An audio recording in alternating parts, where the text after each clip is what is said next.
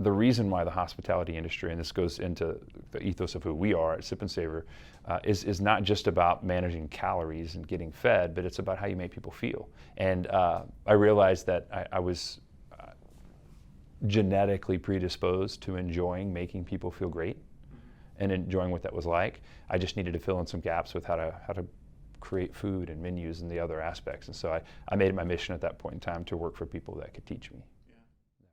Hello, my name is Matt Brose with Lockton. In my role, I consult with employers all around the country related to their employee benefits strategy. We're in conversations all the time about how to attract the best talent and get the best out of their people. Work ethic, integrity, those are all traits of people that pursue excellence, and it doesn't even stop there. From the boardroom to the storeroom, we're going to find out what drives those people. Welcome to the excellence culture. This is going to be an excellent adventure.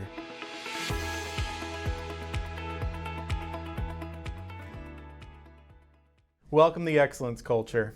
I am so excited today for a couple reasons. One is because you'll get to know this about me, but I love food, and especially when food is related to an amazing experience, I am a happy camper. But I get to spend time with the people who are most influential with what I would say is my favorite restaurant in the DFW Metroplex. It is Sip Savor in Highland Village, Texas.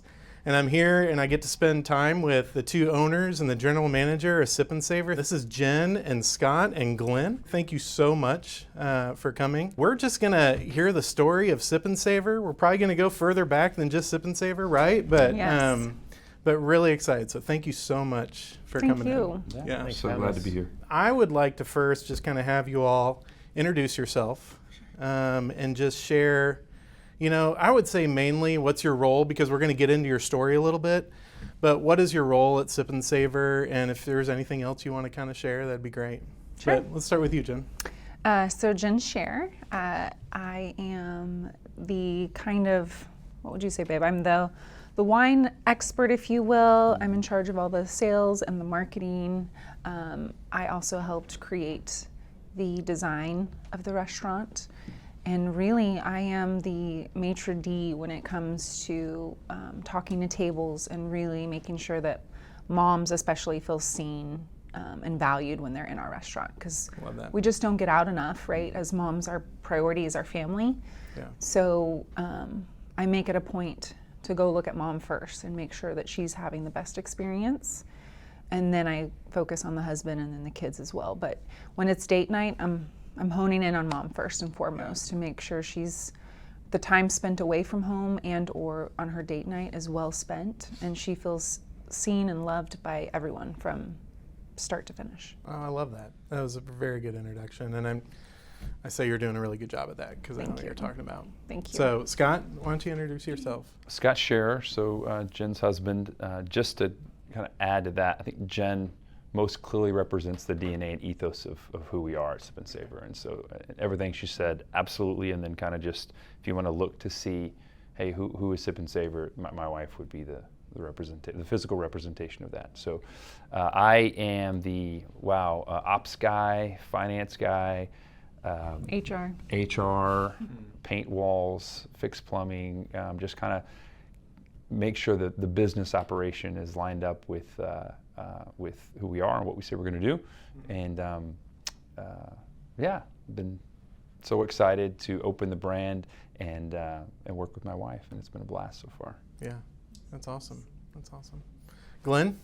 Hello, Glenn Walls. I'm the general manager of Sip Savor. You know, my first and foremost priority is and I say this to the staff, is to protect the culture of Sip Savor. Everything else kind of goes around that.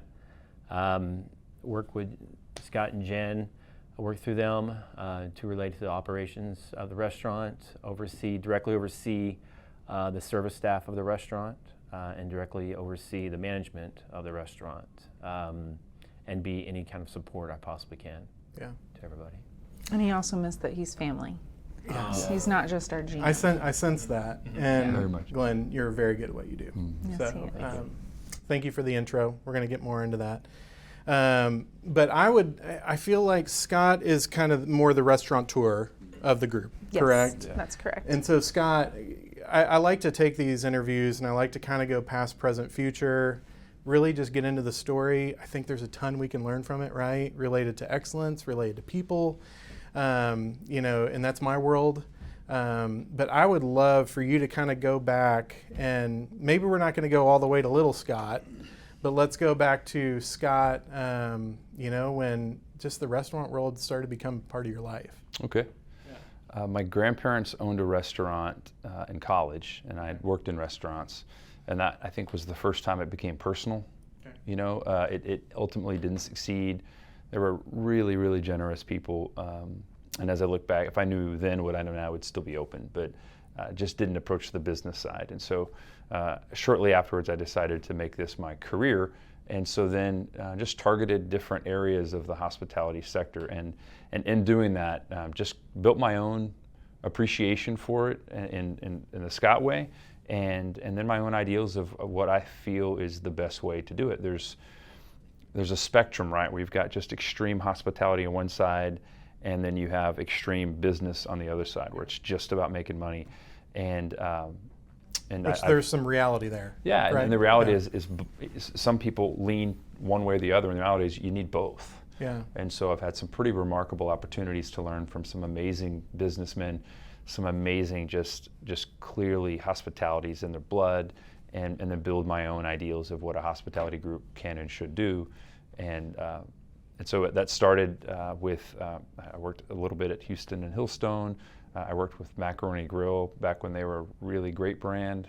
I had some opportunity to work with a large organization, the Dallas Stars, ran the hospitality program for a while. And then I worked, I think the crux of it, really a lot of the light bulbs started going off as I worked for a company called Consilient Restaurants. And we regentrified the Knox-Henderson trade area with some really great concepts. Cuba Libre Cafe, The Porch, Hibiscus was arguably one of the best restaurants in Dallas at the time. And in that, fell in love with amazing wines, fell in love with amazing foods that were new to me and certainly new to some of the markets, and had an opportunity to work with just an amazingly talented chef. And that really is what propelled us to where we are today. And then after that, worked for a Fortune 500 company, and then spent the last 10 years with a group that was just extremely entrepreneurial. And that really sparked the entrepreneurial juices in my own spirit to do this. So yeah, everything in between. Yeah. Okay, so Jenn, I would love to kind of hear your background too, because you've got a really Sure. unique background. Sure. So I'd love to hear kind of a little bit of your story. So I grew up with a single mom, went to college, graduated quickly, and I had a degree in journalism with a marketing minor. So I took that hoping that I would be interviewing NBA stars, because I thought with me being 6 feet, I had a leg up. I was like, they're going to hire me in a heartbeat because Literally a leg up. I can literally see these people in the face, and most women can't. So I thought that was where I was headed. And instead, I ended up at Mission Tortillas on their marketing team. Okay. I launched what was then huge, the wraps for all the carb craze. Everyone wanted to be low carb, so I helped launch that, so long ago. Is a wrap actually lower carb than a sandwich? It depends Okay. on what size you get. Okay. There's all sizes. Okay. But no. Just be the careful answer what is you no. ask about food, because we could go down this whole rabbit I know, hole. I know. Yeah, there's a whole thing with it. I'm actually always been curious of that though. No, because I feel just as bad after a wrap as I do a Yeah. sandwich. And exactly. No, yeah. If you're gonna have a sandwich, have a sandwich. Yeah. That's all I can say. So I did that for 4 years right out of school, but I realized that what I loved was people. But in marketing, you're behind the scenes. You're doing all of the makeup to create the brands. I wanted to be a part of the brands. Yeah. So I knew someone who knew somebody that was in the wine industry. So I worked for Republic National, a huge distribution company. I think they're number 2 or number 1 now in the United States, and was with them for what was almost 15 years. So I was a sales rep, just working my way up. You're 100% commission, so that means you hit the pavement hard and you build this, right? And so I was so excited for that opportunity. I eventually got into Dallas, into some of the restaurants that Scott oversaw, and I had relationships with Dean Faring, Kent Rathbun, Tracy Rathbun. They're still to this day close friends of mine. But I was I was able to sell something that I knew nothing about, but so many people embraced me and taught me, not only at the distributor, but the wine growers and the family owners of these wineries. They just took me under their wing and taught me everything that I know now to this day. So I was with the distributor first, and then I left for 5 years and actually worked for the wineries, for a conglomerate that owns multiple wineries. So I did that for the last 5 years. So Okay. yeah, it's just been an all-encompassing wine adventure, if you will. And when did y'all meet? 14 years ago. I was 16 years ago. Oh, 16 years ago. With a restaurant associated with the She restaurant? sauntered into one of my restaurants. Okay. I had like 11 restaurants I was overseeing to sell wine. That's a whole nother story. It was. I knew nothing because he met me early on in my career, probably the first 2 years. That was. right? I think it was the first 2 months. No, Well. no, give or because I take. had to work my way to Dallas. Oh, I okay. started in Addison. Okay. Yeah, okay.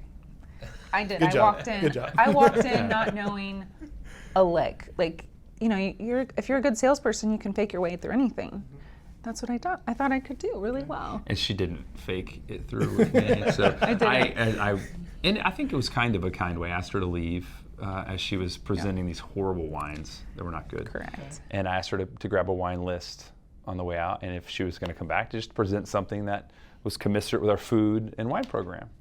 And so what was amazing is that she showed up a week later with amazing wines and a little bit of attitude. I was like, how about these? So he Yes. created a very good learning moment for you.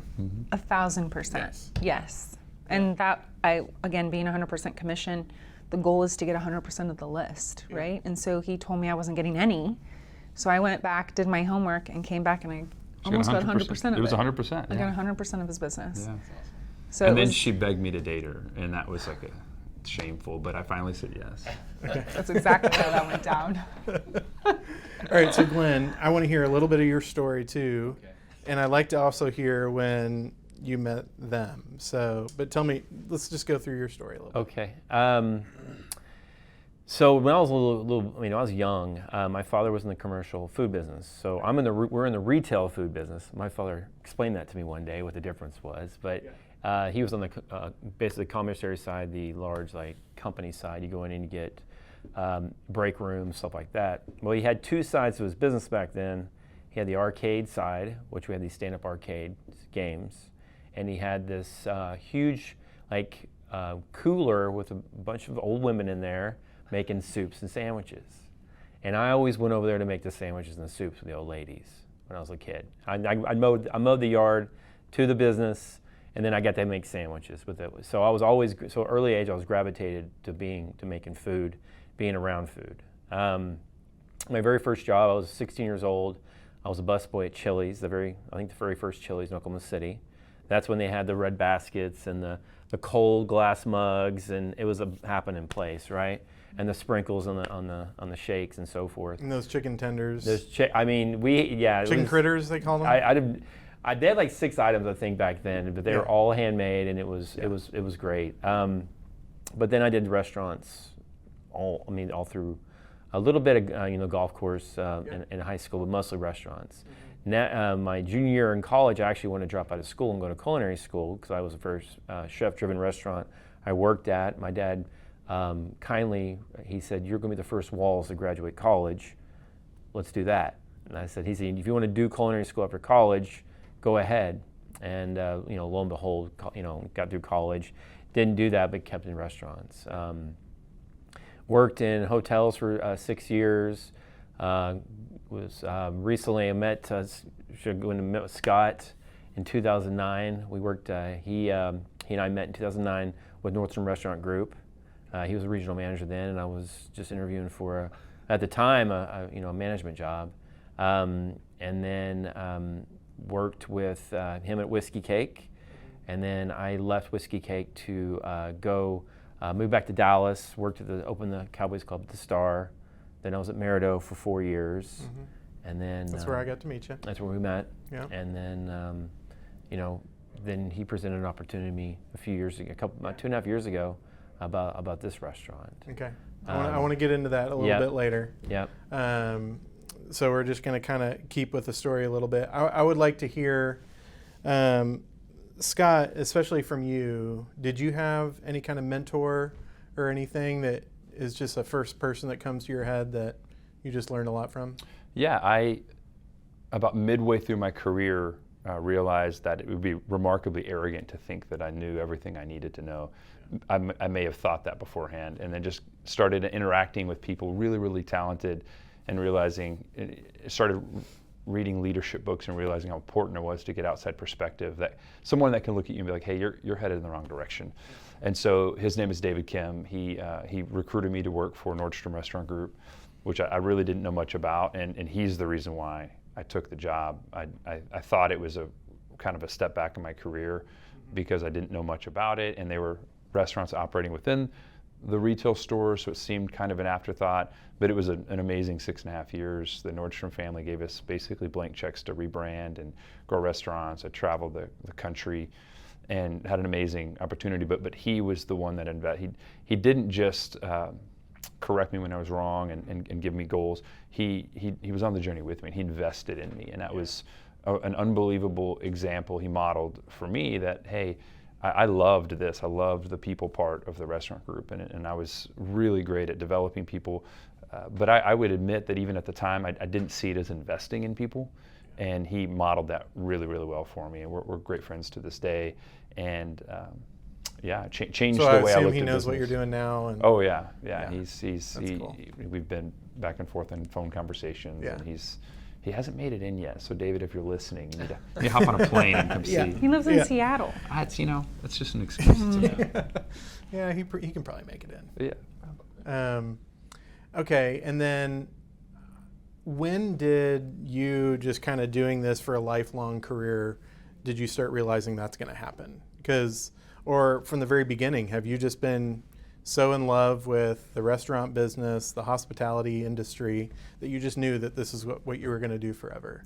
Yeah, and I went to business school in UNT and had no idea what I wanted to do. It was much like Glenn, I was the first Sharrer to go to college, and so I didn't have a lot of direction from my father figures of what to do afterwards. It was just like, get a degree and figure it out, right? And so I didn't have specific outlets to say, hey, this is what you're great at. Here's your strengths, and so lean into those.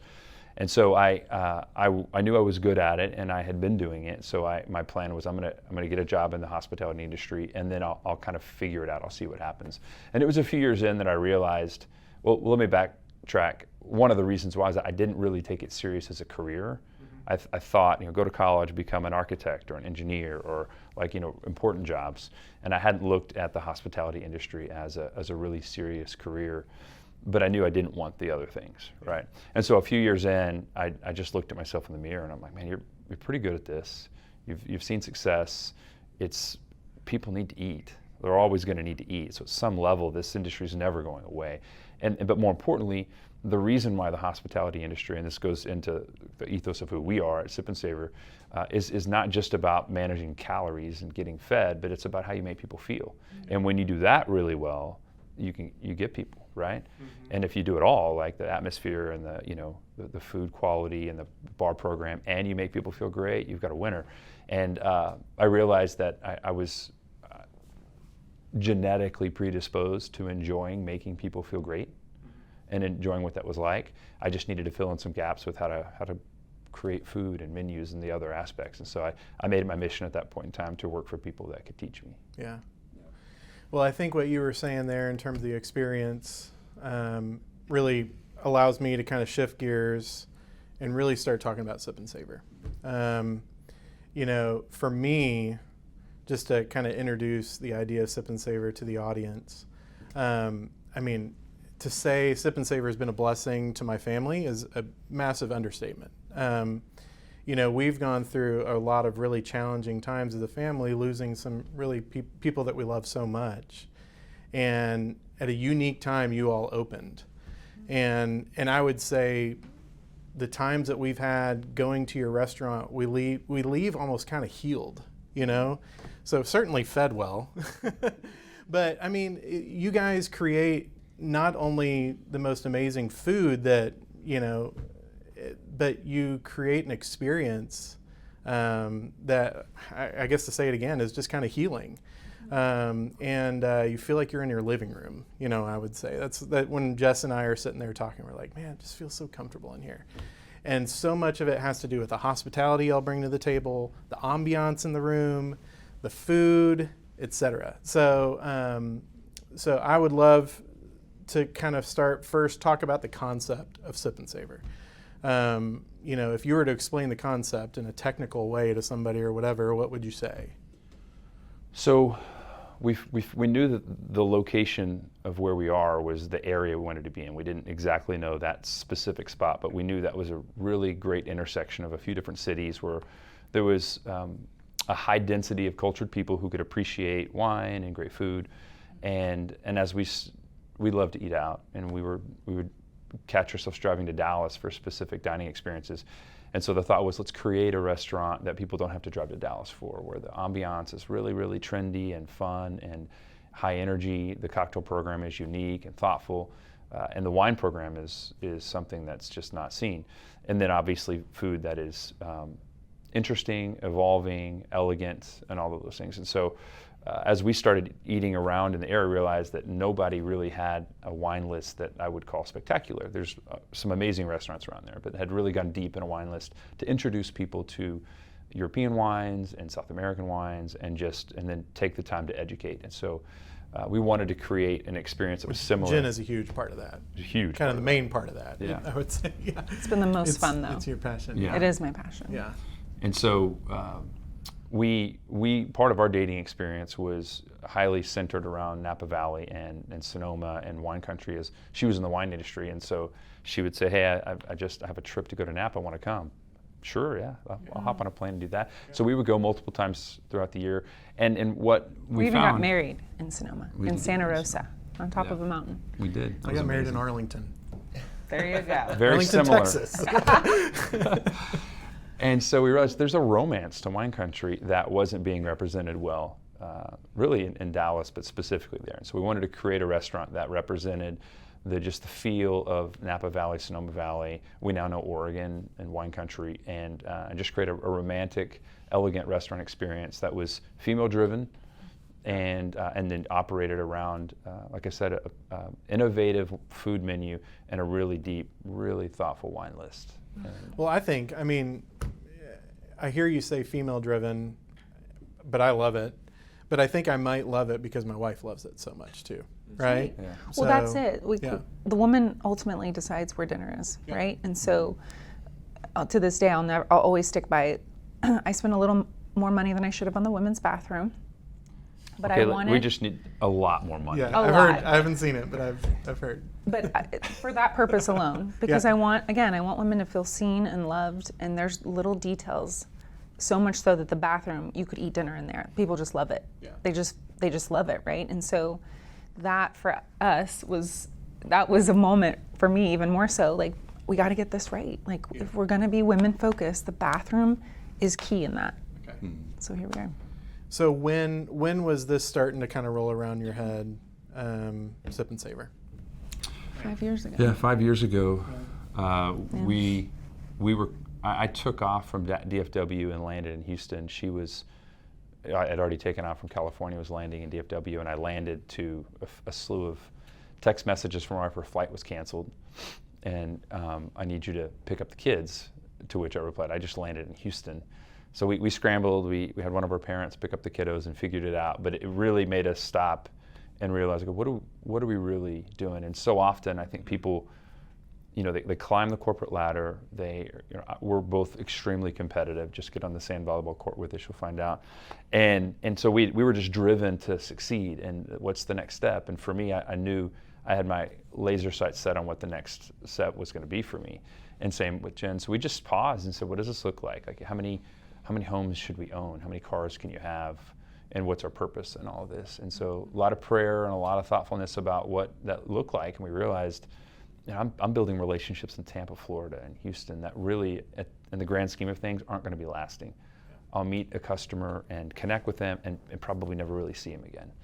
And so what would it look like to do something local and to just build some deep roots here?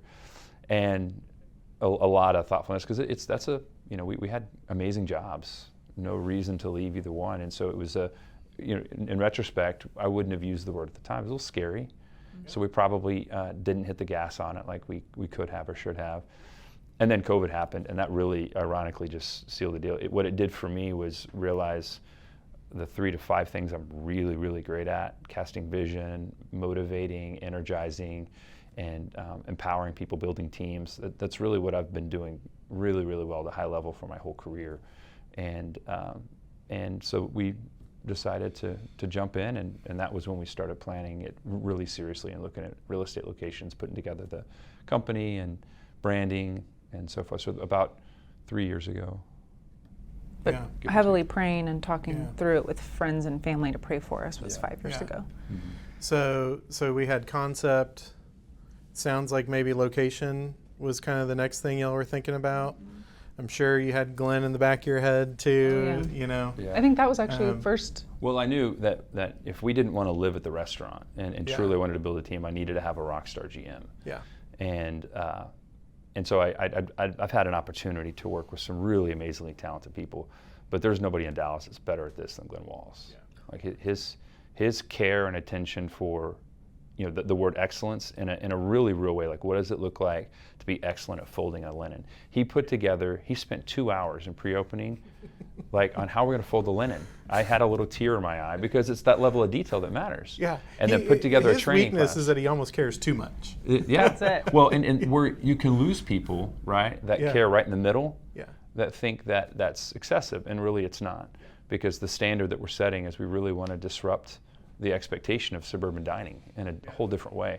So you have to have someone that has remarkably high standards, and then the spine to go in and make it happen. And one of the things that he missed out on when we first met, thank you for not telling a story, but I'll tell it, is I tried to talk him into moving to Indianapolis to run this horrible restaurant. And the way he declined was, I still remember it, was easy, straightforward, honest. It wasn't a tough conversation that other people would have kind of danced around. He's just like, hey, listen, I'm not moving to Indianapolis, but I want to work for you. And I like, here, what do you have in Dallas? And so I love working with people that can be honest. Let's get to the core of the issue and fix it, and we don't need to dance around. And so that's who he is. And so very quickly I got to the name Glenn Walls. And so I started some preliminary conversations that I don't even think he knew where I'm like, hey, how you doing? Where you at? You happy? How's everything going? How you been? And then invited him over for dinner one night, and we laid it on him. Okay, so you laid it on him at dinner. Where was your mind at with that, Glenn? He invited me, so he and I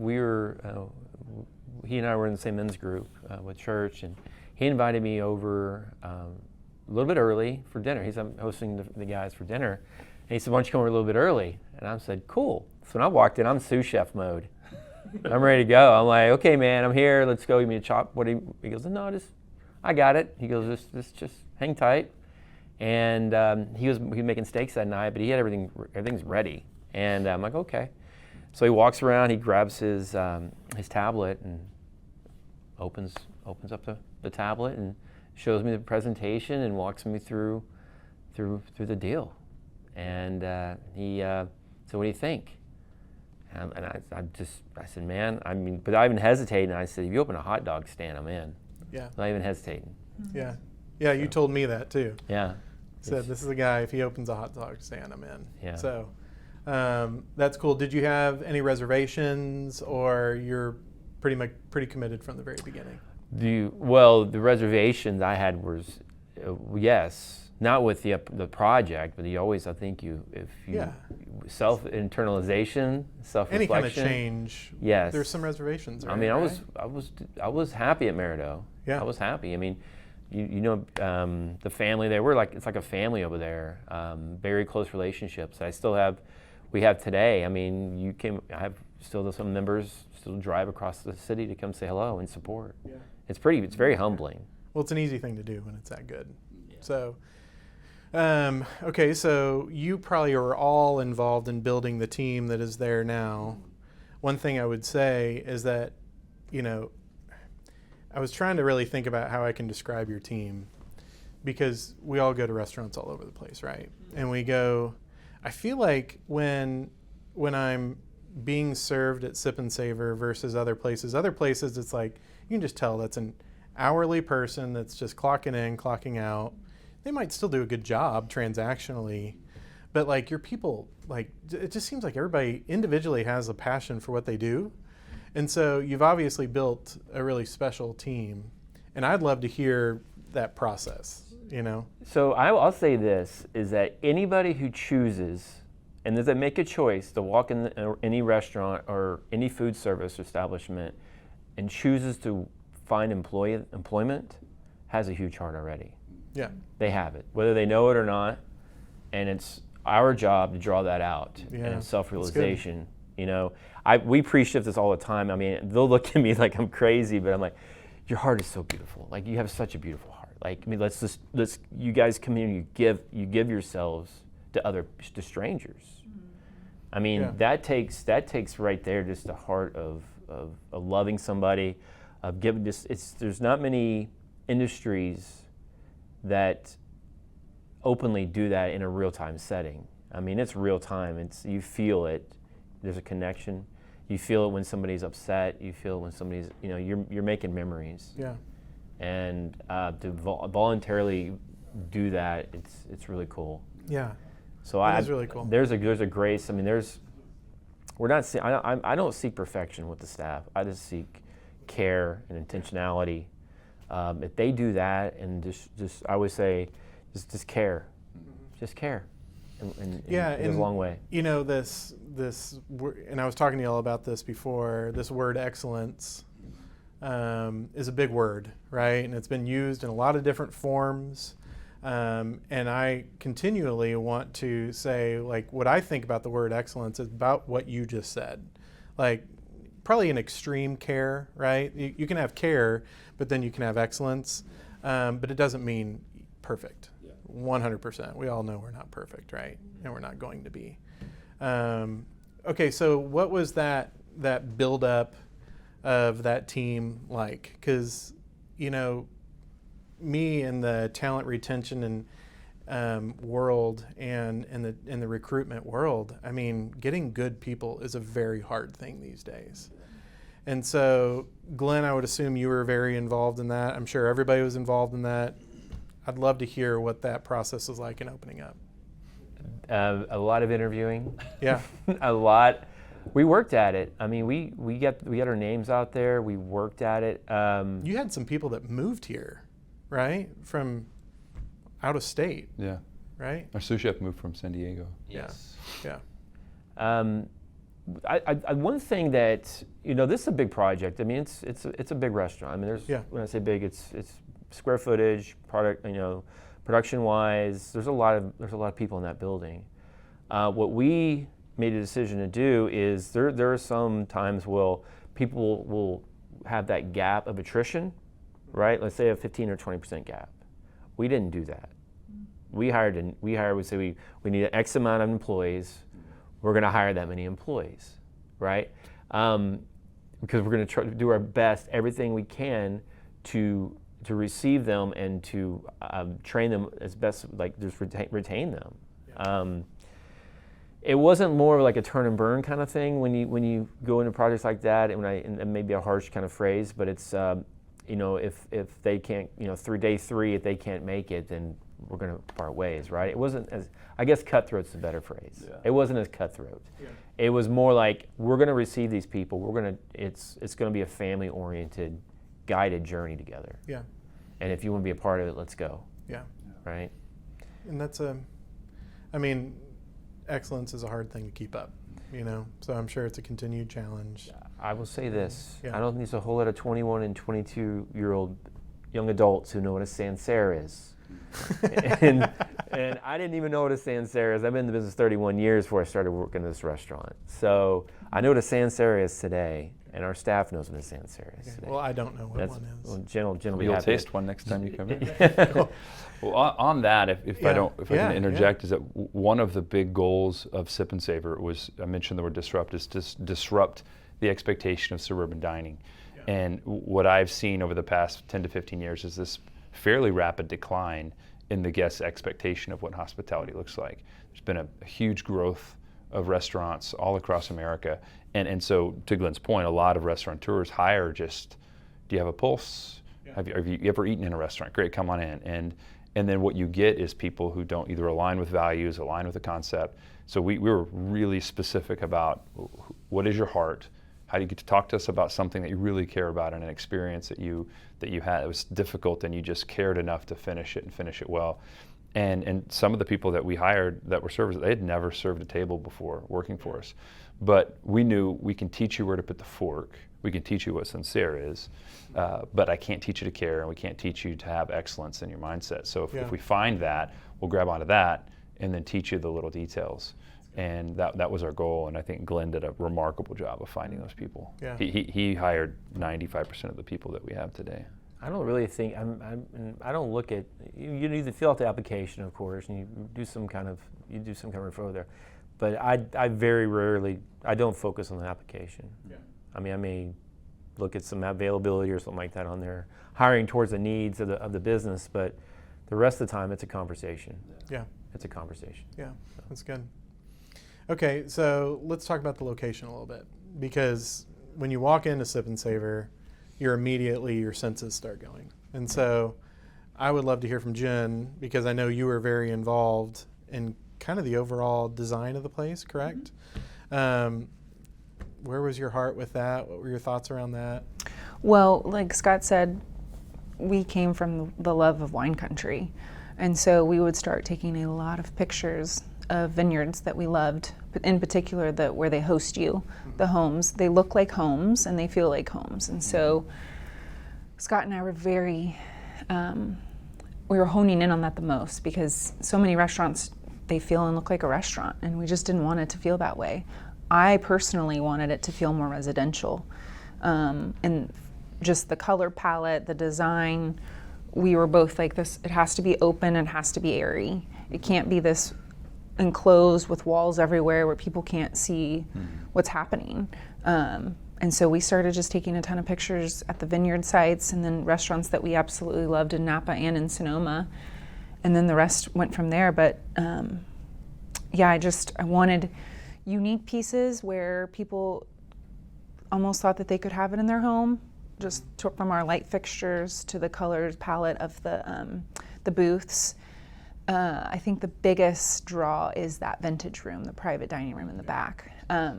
That was fun for us too, because we were doing some last minute designs there, because we would sit in there and we were like, this is missing something.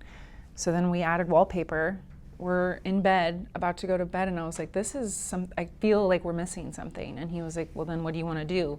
We got and scrolled on Etsy. We poured a few glasses of wine. We did. And then we scrolled. And we just kept scrolling. Because we genuinely cared. Yeah. I didn't want it to just feel like it had opened in a matter of weeks or months. I wanted it to feel like it was very thoughtful. Yeah. So we got on it immediately, and he's like, oh my, and then we didn't have enough. And so all that to say, it was just— I measured wrong and didn't order enough. Yeah, that's just part of it.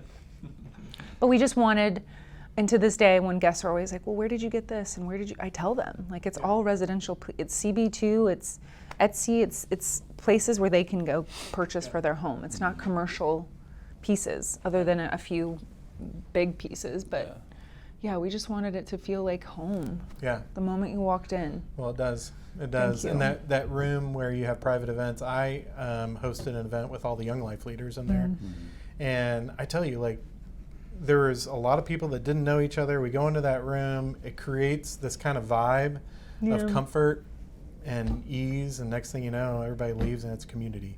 Yeah. So that's really neat. So where would you all say are your strengths right now? Let's first kind of talk about strengths. I'd love to hear from each individual person. Where would you say your strengths are right now? I would say hospitality. Yeah. By far. I think people know us well enough to know that if we don't get the salad right, we're gonna at least make you feel special regardless. Yeah.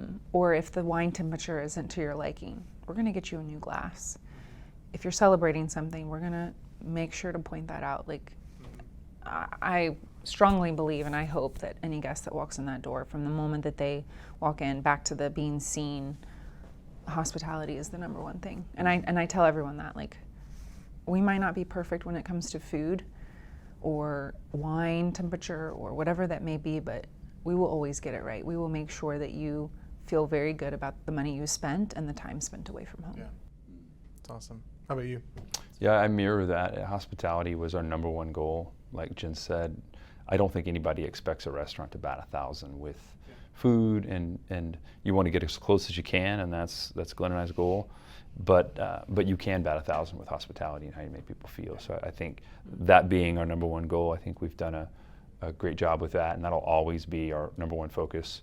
And then close behind it, I think education was part of it. Is like Glenn said, introducing people to new wines, educating our staff on foods and food procedures. And I had this amazing conversation we did a craft cocktail class Tuesday night, and so we introduced shrimp on one of the dish that we'd been sous videing. And so about half the people were familiar with sous vide type of cooking, but they've never had that before, and were just blown away. And that was something that Chef Tony and I, we just started playing around with. And so there was this amazing 20-minute conversation with 10 people about how we cook the shrimp. And the guy's like, I'm gonna try it at home. And so we gave him some tips. And so just, I think that's what interests people, right? Is that you can go anywhere and get a meal, but if you can make them feel special and then educate them somehow, some way on this amazing industry, that's where you can really capture their full attention. Yeah. Love it. Glenn? Details. Yeah.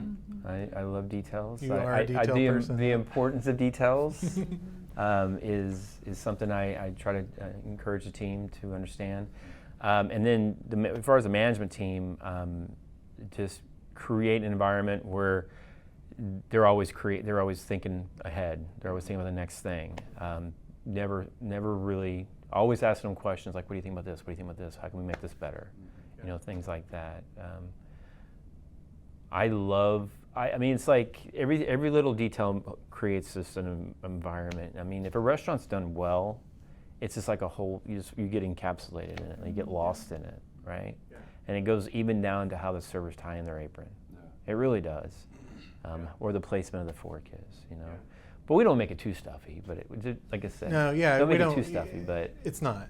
It's 100% not. I mean, it's a feeling. Hospitality is not stuffy, in my opinion. So you do very good hospitality. So it's not stuffy at all. I mean, for me, strengths are whipped goat. Your daughters had that for I went your wife and your mother-in-law and your two daughters were there 2 days ago, and I went over and said hello for lunch. And I'm like, oh, you ordered 2. And there's 2 whipped goats in front of 4 people, and Jess is like, no, the girls just wanted that for the lunch. So the girls are having whipped goat for lunch. Oh my gosh, that's amazing. Yeah, so everybody that's listening, the whipped goat is, it's a dip that's on the appetizer menu that is really special. So the secret is that we actually whip the goats on site. Whip the goats. And then they've got a pork chop. They've got a pork chop that's unbelievable. I mean, every one of your menu items is a feature in itself. But yeah, the food. I know we're talking a lot about hospitality. I just want to make sure everybody knows how good this food is. It's very, very good. And so, obviously, we've talked a lot about people and culture. I'd like to hear from Jenn, because it does seem like it's a passion of yours.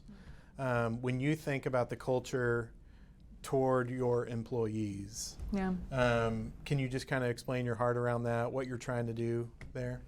Yeah, so when I had a part in hiring, or even more so to this day, when I see a server upset, or anyone really for that matter, I just make sure that they know that they're family. Like, they're not an employee. They don't work for us. They work with us. And I make sure that they know that, and they see me bussing tables, picking scraps up off the floor. Like, this is a team. We're not your employers. We're a family. We're all literally on mission together to serve this community. And so I think we've done a stellar job with creating this culture where they genuinely feel like they can come and tell me anything when I'm available, or Scott or Glenn. But even more so, you've met Fletcher. We're knee deep in that guy, to the point where he's going to church with us now. And we've got another server, John, that's going to church with us now, sits in the front row with us and still trying to figure it all out. But I always tell them, like, you are welcome to do anything with us. And I'm not one to just say that it's all me or them. It's one team. Yeah. So Cool. yeah, just creating just Love a that. very unique family, if you will, is what we Yeah. are. And you feel that when you're in there for sure. Glenn, any kind of mechanics that you have just in your role as general manager that you would say is a mechanic to being a manager that has really, helped bring out that excellence that we experience in there? Is it like daily huddles or anything like that? Yes, we have multiple pre-shifts. We have pre-shifts in the morning before lunch, the lunch service, and before dinner service. The expectation is the manager comes prepared. We'll talk about beverage. We talk about food. We'll do a food tasting. We'll go around and on the exercise, we'll talk about ingredients in the food. We'll talk about allergies. Allergies is a big part of our restaurant. One of the questions an expectation of the server should ask, whenever a guest is at the table, is, "Do you have any food allergies?" And Hopefully it's not goat cheese. Correct. Yes, you'd be missing out. You'd be missing out if it was. This isn't your place. It's not for you. You need to leave.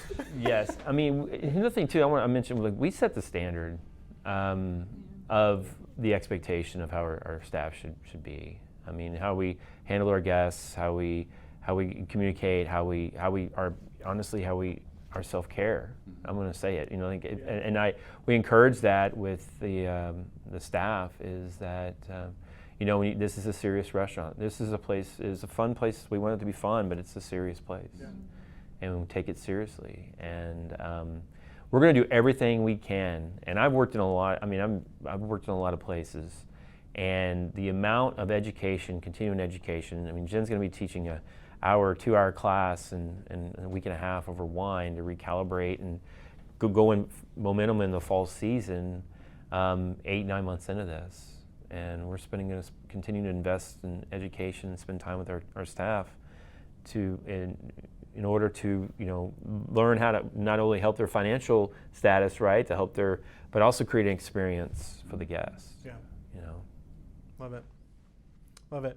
Well, we're going to kind of start concluding, but I think this is where we can just kind of get to know you all and your heart a little bit more. I would like to ask each and every person, because I know you guys are humble. You're humble people. I'm attracted to humility, but at the same time, y'all are very driven. And that's a unique characteristic, right? A lot of times people who have a lot of humility might not have that drive. And so to be able, I call it kind of the Roger Federer mentality. Obviously, Roger Federer was crazy driven, but he was also a pretty humble guy. And so what drives you all? And let's start with you, Glenn. Kind of what drives you to wake up in the morning and be the best that you can be? Oh my goodness, that's a deep question. It's for this particular, I guess today, for me it's easy to get up because I believe so much in this business. Like, it's how important this business is.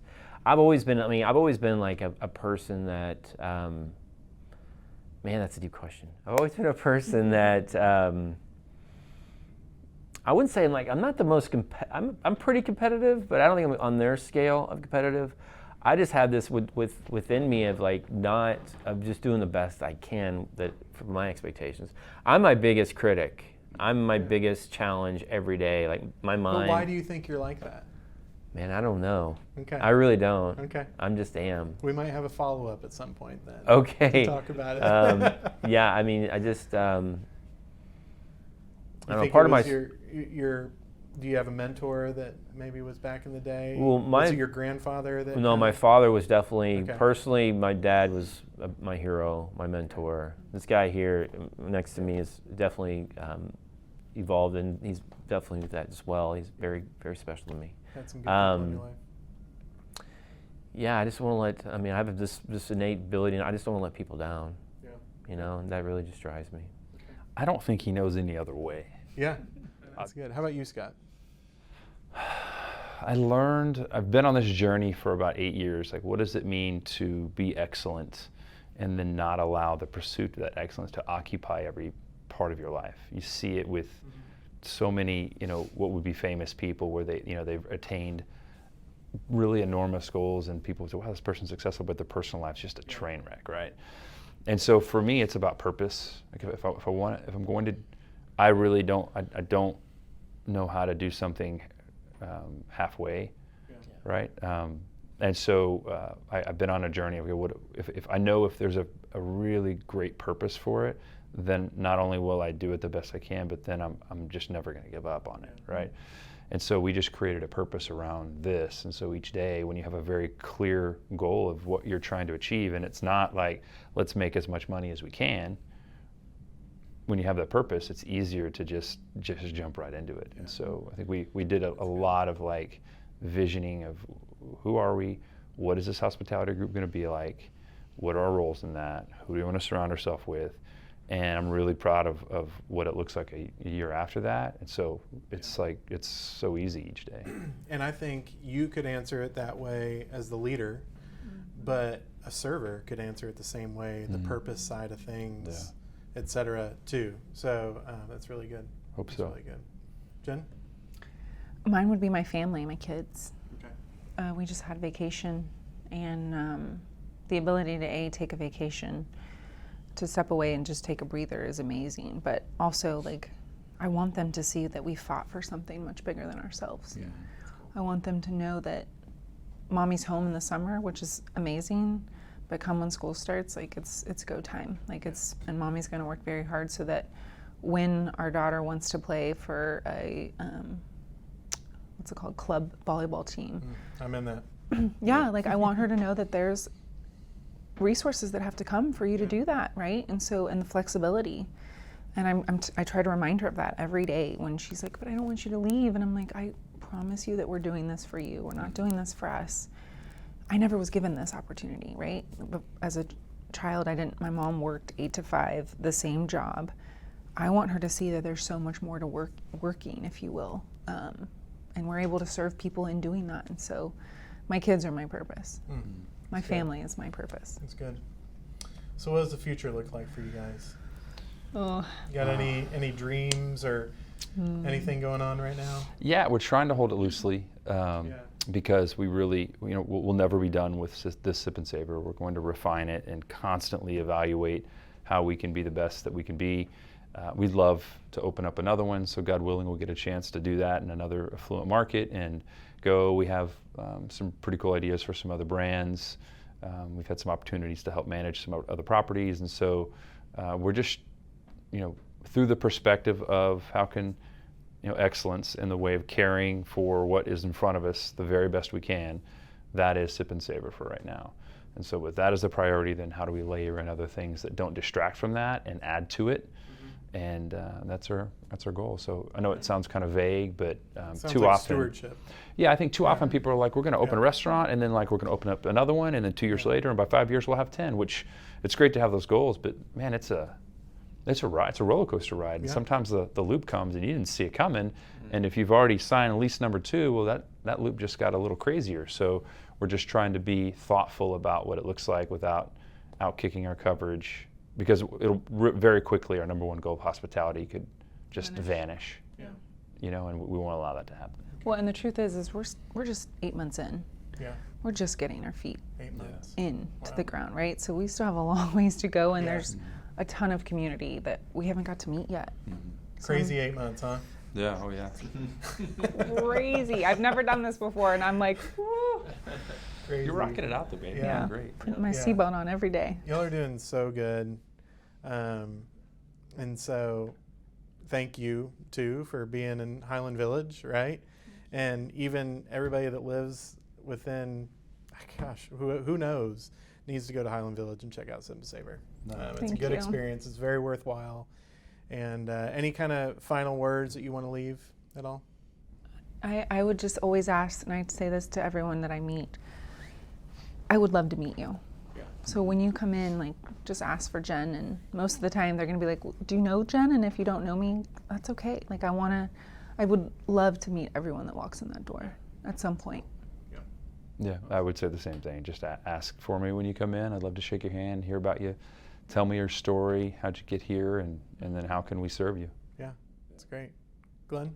I will be working through the staff, so hopefully, if it goes, it doesn't. Nothing makes me much happier than when one of our guests have a great time, but also the staff feels great about what they're doing. Yeah. Well, after we release this, we're going to also release a little interview that I did with Fletcher too. Oh, great. And so Nice. Fletcher he's a great guy, a wonderful server, and I think great things are in front of him too. And so thank you all. Welcome to the excellence culture, and appreciate it. Thank you. Yeah. Thank you.